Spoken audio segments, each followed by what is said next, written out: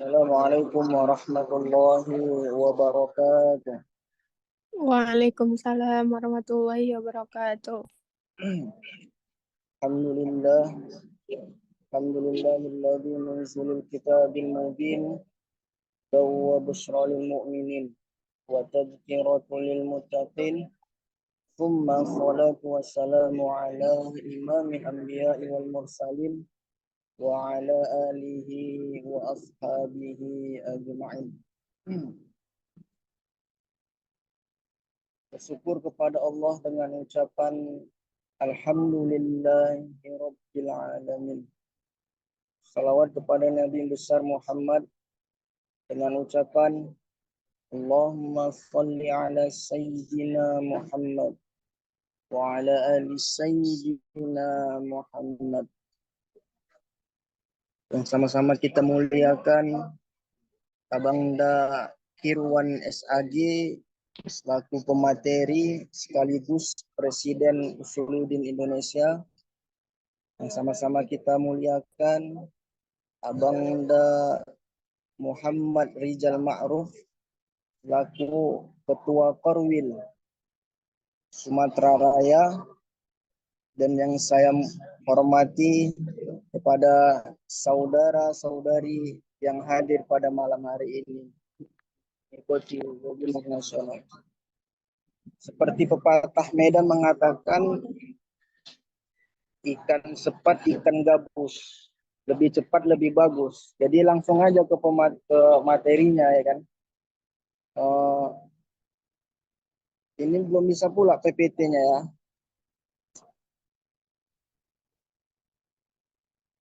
Jadi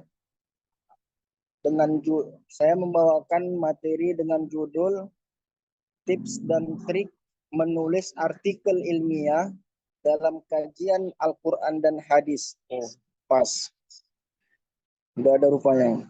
Bagus sekali jiwa bang.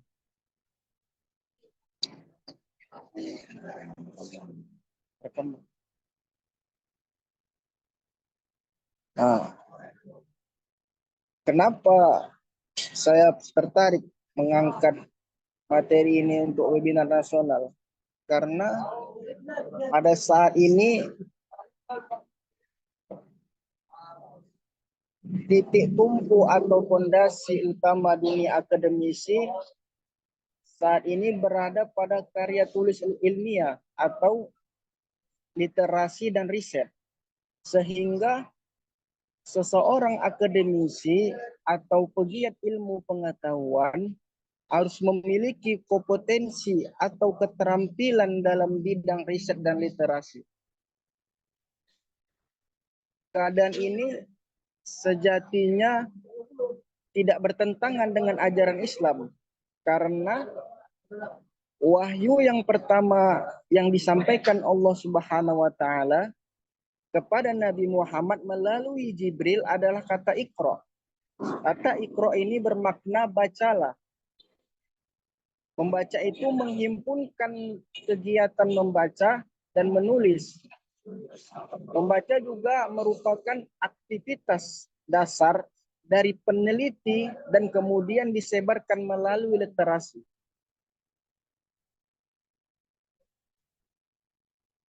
Seseorang akademisi yang menguasai satu materi ilmu pengetahuan tertentu, namun tidak menuangkan dalam bentuk tulisan, maka ilmu pengetahuannya tersebut hanya akan bermanfaat secara terbatas dan hanya waktu yang singkat. Paling tidak hanya akan bermanfaat untuk dirinya dan orang-orang yang di sekitarnya. Sedangkan seorang ilmuwan yang menuliskan ilmu pengetahuannya, maka pengetahuannya akan terdokumentasi dan tersebar manfaatnya bukan hanya untuk dirinya, akan tetapi dapat dibaca oleh generasi ke generasi. Bisa dikatakan ilmu pengetahuannya itu menuju keabadian. Dengan demikian, menulis itu bukan hanya proses transmisi atau transfer ilmu pengetahuan, akan tetapi menulis itu juga dapat menunjukkan keabadian kita seorang akademisi, atau dalam bahasa sederhananya menulis itu menegaskan eksistensi seorang dalam lintasan sejarah kehidupan manusia. Ganti slide, Bang.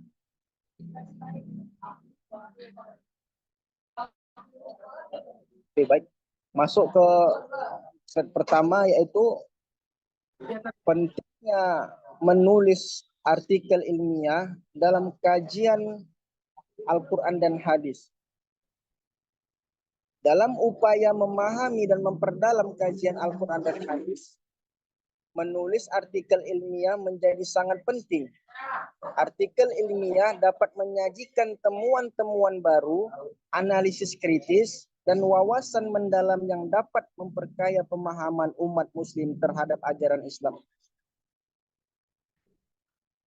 Penting atau urgensi menulis karya ilmiah itu untuk menemukan temuan-temuan yang baru terkait dengan keilmuan Al-Quran dan hadis, dan juga memberikan analisis kritis terhadap konsep dan teori yang telah dan sedang berkembang di keilmuan Al-Quran dan hadis.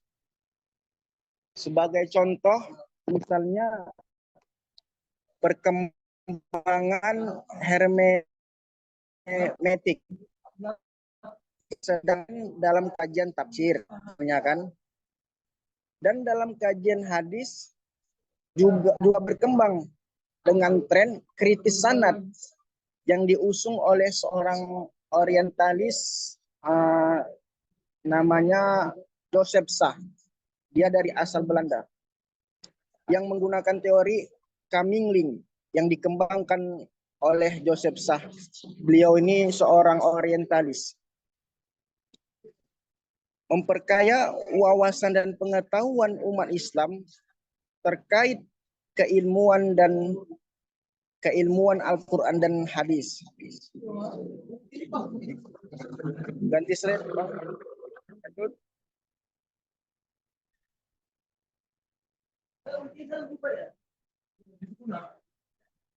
Lanjut. Memahami struktur artikel ilmiah.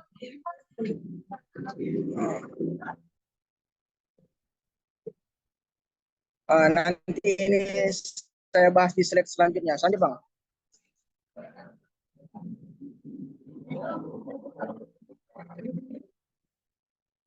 Selanjutnya, memilih topik yang relevan dan menarik. Relevan dengan kajian, pilihlah topik yang secara langsung terkait dengan Al-Quran dan hadis. Hal ini akan memastikan bahwa penelitian Anda memberikan kontribusi yang signifikan pada bidang tersebut.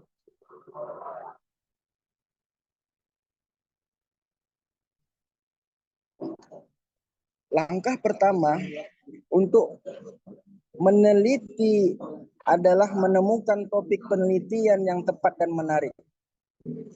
Untuk mendapatkan topik yang tepat dan menarik, setidaknya harus memperhatikan 4 hal ini. Yang pertama adalah relevan dengan kajian. Apa yang dimaksud dengan relevan dengan kajian? Bahwa topik yang kita pilih itu sesuai dengan kajian atau keilmuan yang sedang kita tekuni atau yang sedang kita kuasai.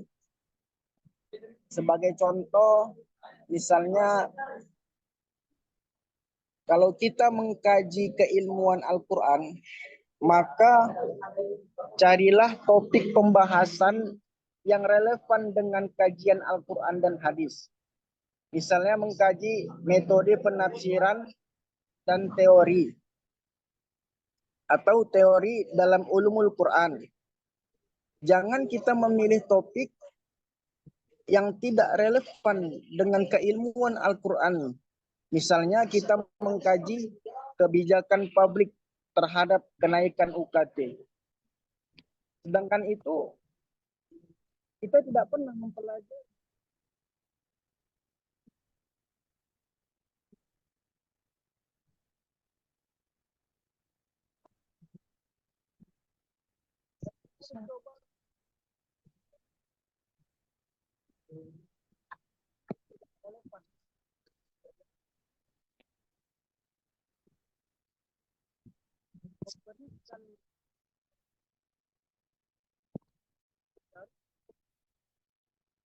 belum banyak atau yang belum dieksplorasi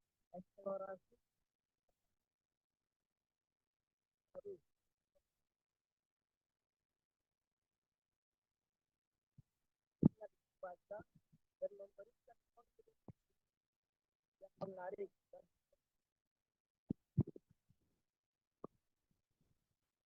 Yang dimaksud dengan memberikan wawasan baru adalah tulisan kita harus memberikan pengetahuan yang baru.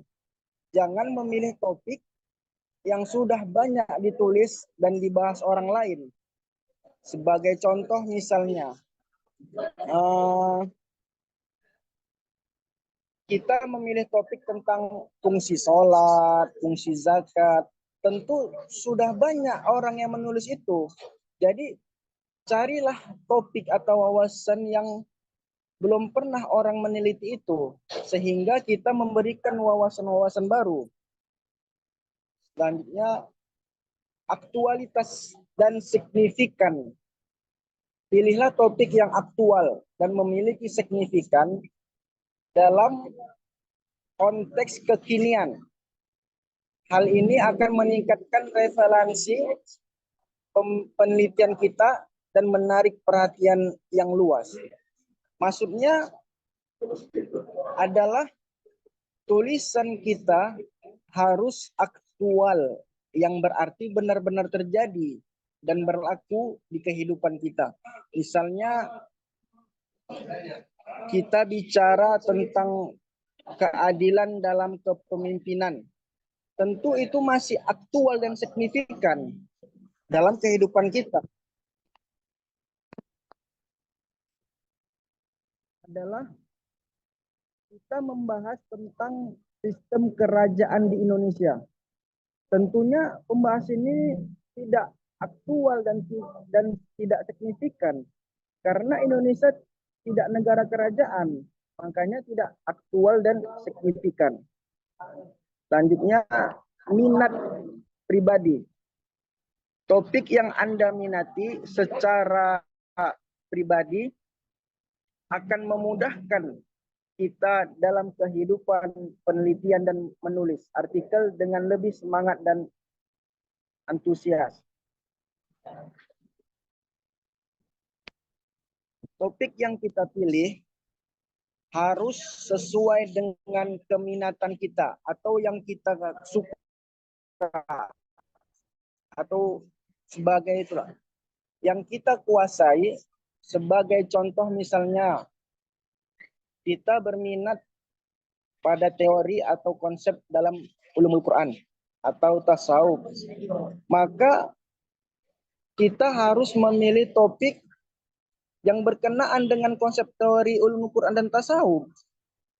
Atau kalau kita peminat kajian living Quran, maka kita harus memilih teori sesuai dengan kajian living Quran.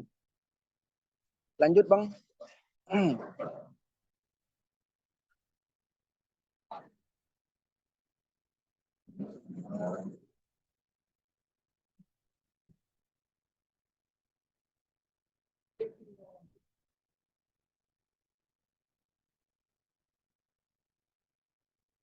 Selanjutnya, melakukan penelitian yang komprehensif. Sebelum menulis artikel ilmiah, kita harus memastikan data yang kita pergunakan benar-benar komprehensif untuk memastikan data yang komprehensif perlu dilakukan. Yang pertama ialah lakukan studi literatur yang mendalam. Yang dimaksud studi literatur adalah mengumpulkan seluruh literatur atau tulisan ilmiah yang pernah membahas topik yang akan kita teliti. Dan literatur itu bisa berupa buku, bisa berupa artikel jurnal atau manuskrip. Data yang komprehensif dapat dilakukan dengan wawancara sama yang pakar atau dengan yang ahli, dengan bidang yang sedang kita teliti. Yang ketiga, apabila kita mengangkat topik studi lapangan, maka tentunya data yang komprehensif itu harus bersumber dari responden dan objek tempat penelitian yang sedang kita lakukan. Contohnya, misalnya kita mengangkat judul pemahaman moderasi beragama dan ayat-ayat Al-Quran tentang relasi antarumat beragama di kalangan ulama Sumatera Utara, misalnya contoh. Berarti kita mengambil responder ulama-ulama ulama-ulama Sumatera Utara itu yang kita wawancari atau kita ambil datanya untuk kita analisis. Selanjutnya, Bang.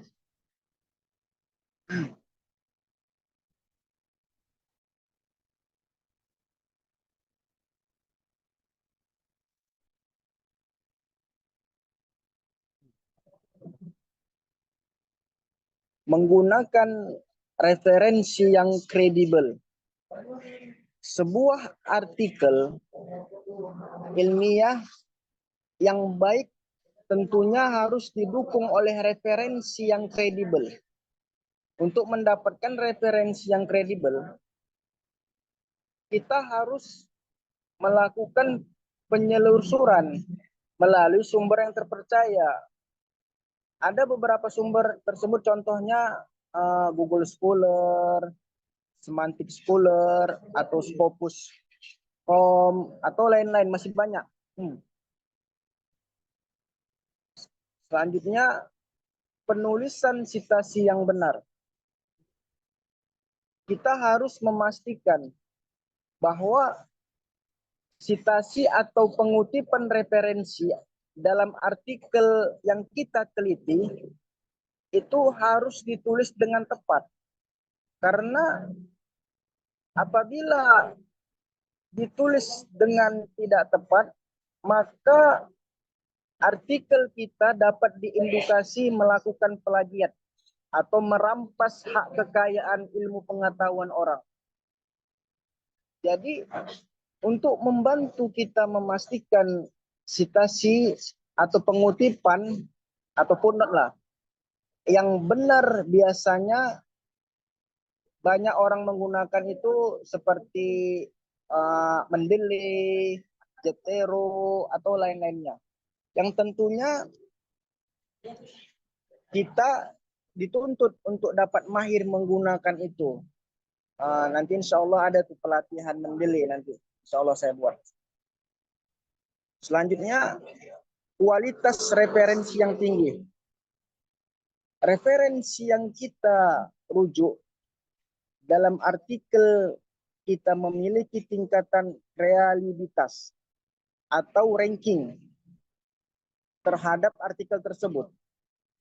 Untuk dapat mengetahui ini, kita dapat melihat kualitas.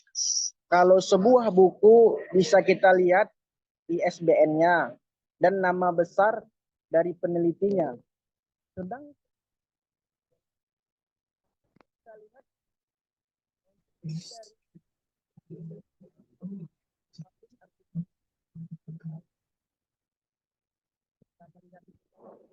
Untuk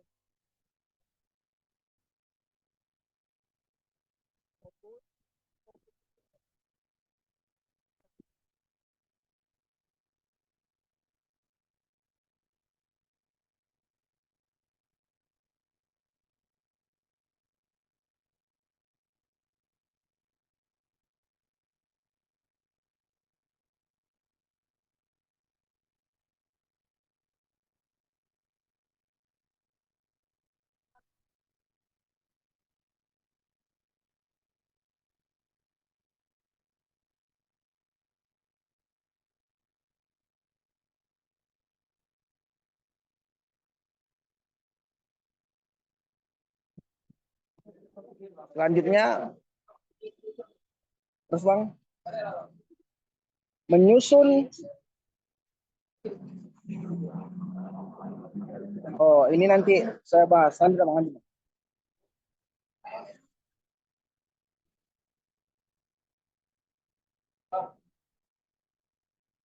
Lanjut Bang.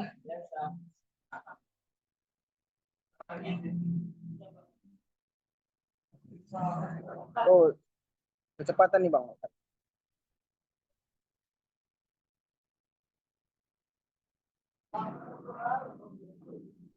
Nah, selanjutnya menulis pendahuluan yang menarik. Bagaimana supaya pendahuluan kita itu biar orang tertarik membaca. Pendahuluan itu memuat pemaparan tentang pentingnya topik yang kita teliti dan ditulis dengan cara memaparkan data-data yang menjelaskan kepentingan topik penelitian dan harus mampu meyakinkan pembacanya.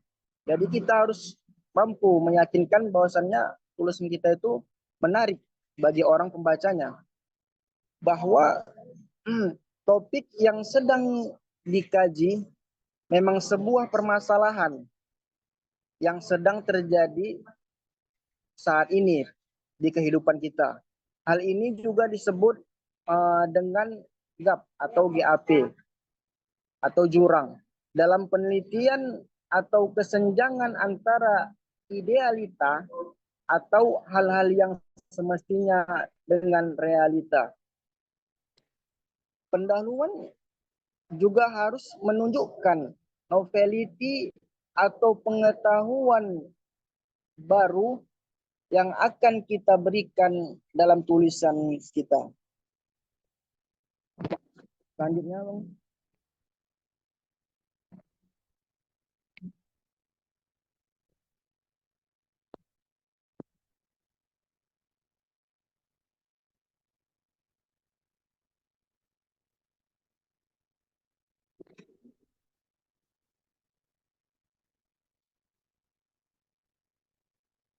Lanjut.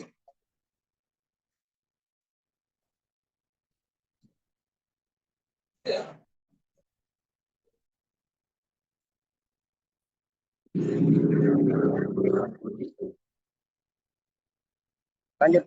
Oh, nggak ada berubah nih.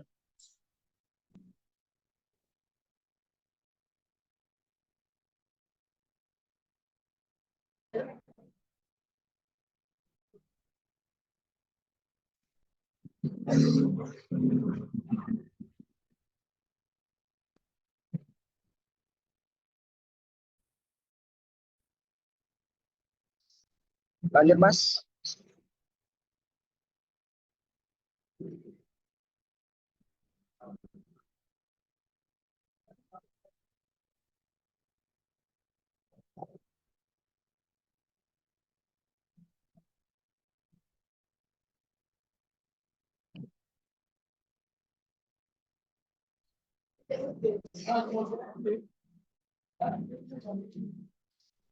Oke, kita lanjut aja ya.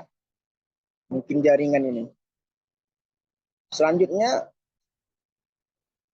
menyusun metodologi penelitian yang tepat.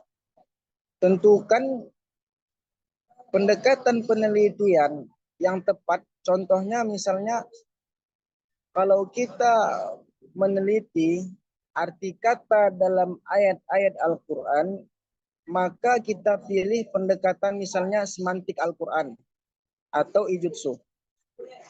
Dan kalau kita ingin meneliti aktivitas masyarakat yang terkait dengan Al-Quran dan hadis, maka kita dapat memilih pendekatan living Quran atau living hadis.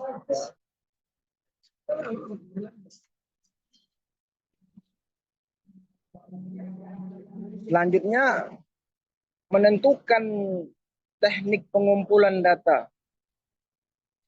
Kalau topik penelitian kita berkenaan dengan studi literatur, maka teknik pengumpulan data kita adalah penelusuran dan pengumpulan literatur yang berkenaan dengan topik penelitian kita.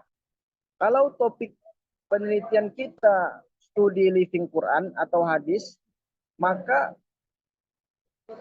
data penelitian yang kita kumpulkan dari lapangan atau objek di mana fenomena yang kita teliti. Contohnya, kita ingin meneliti tradisi masyarakat Aceh terhadap mengaji di pemakaman selama 7 hari 7 malam perspektif hadis. Hal ini kita harus mengikuti tradisi itu atau mengambil data, mewawancarai tokoh-tokoh agama yang di situ. Apa yang melandasan tradisi itu terjadi. Selanjutnya, rancang analisis data. Analisis data disesuaikan dengan pendekatan tulisan kita. Contoh misalnya kan, kalau kita menggunakan semantik Al-Quran atau ijutsu, maka kita perlu melakukan analisis dengan teori ijutsu yang dielaborasi semantik lainnya, atau dalam studi Quran dan hadis, maka kita lakukan analisis dengan pendekatan fenomenologi, sosial, dan kontekstual. Selanjutnya, perhatikan etika peneliti. Jadi, kalau kita ingin menulis atau meneliti, kita harus punya etika dalam menulis itu. Yang pertama adalah menjaga harga diri dari subjek yang diteliti. Sebagai contoh, jangan menuliskan ungkapan-ungkapan yang menjelekkan orang atau tradisi yang sedang kita teliti. Yang kedua, menjaga diksi atau pilihan kata yang tepat dalam penelitian kita. Contoh, jangan menulis ujaran kebencian atau maki-makian. Itu dilarang dalam penelitian. Selanjutnya, menarik kesimpulan yang logis dan bermakna. Kesimpulan itu harus logis sesuai dengan data dan fakta yang memang kita temukan dalam penelitian. Maksudnya memberikan manfaat atau solusi bagi permasalahan yang kita teliti. Itulah maksud logis dan bermakna. Selanjutnya, keterkaitan dengan isu. Maksudnya adalah kesimpulan kita harus sesuai dengan keilmuan Al-Quran dan hadis. Jangan membuat kesimpulan itu tidak sesuai dengan nilai-nilai Al-Quran dan hadis. Mungkin itu saja yang bisa saya sampaikan. Mungkin saya padakan sampai di sini. Saya berdoa dan berharap agar apa yang telah saya sampaikan dapat bermanfaat bagi diri saya sendiri dan teman-teman semua. Akhir kata, saya ucapkan, mari kita menulis untuk menuju jalan keabadian. Assalamualaikum warahmatullahi wabarakatuh. Waalaikumsalam warahmatullahi wabarakatuh. Penyampaian beliau yang sangat berkobar-kobar dan bersemangat membuah jiwa kita